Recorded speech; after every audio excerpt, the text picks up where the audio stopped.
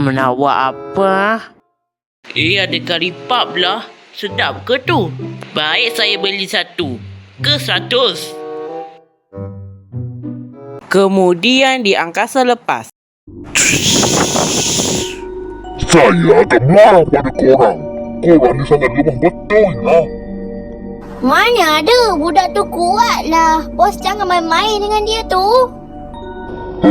Nak tahu tak sebab apa budak tu menang? Sebab korang ni lemah. Tak ada kontes yang tinggi langsung dalam perlawanan tadi. Sampai hati kata saya lemah. Saya ni kuat lah. Itulah kau. Siapa tak keluarkan upah puzzle kau tahap ketiga? Kau pun sama.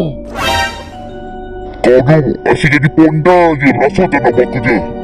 Takpelah. Saya ada kerja baru untuk korang. Korang tak payah datang ke bumi. Kita akan hantar raksasa. Raksasa apa, bos?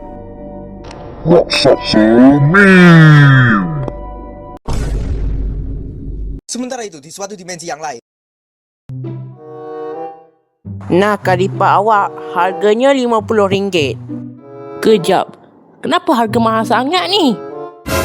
Hei, banyak bunyi pula budak ni. Kang, saya telefon polis, Kang. Nak beli ke tak ni? Hei, nah, RM50. Macam ni barulah ke?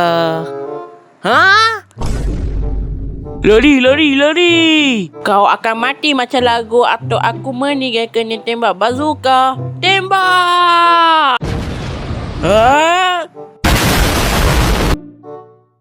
Padan muka.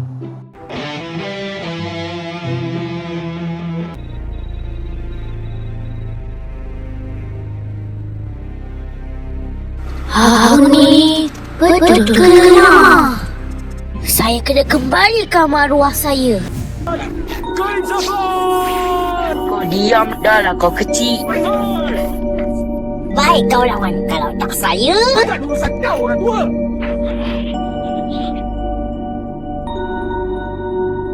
Kau dah kalah. Baik kau menyerah je. Tak boleh. Aku akan kembali. Inilah masanya.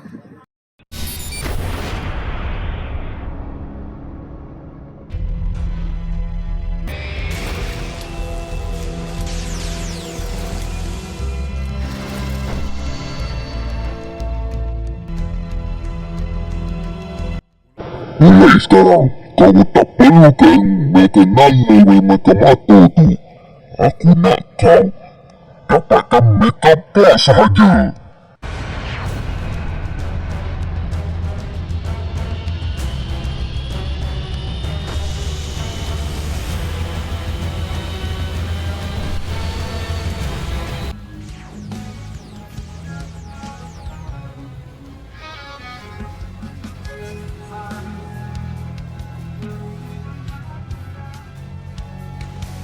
Dan aku tahu tiada yang mustahil.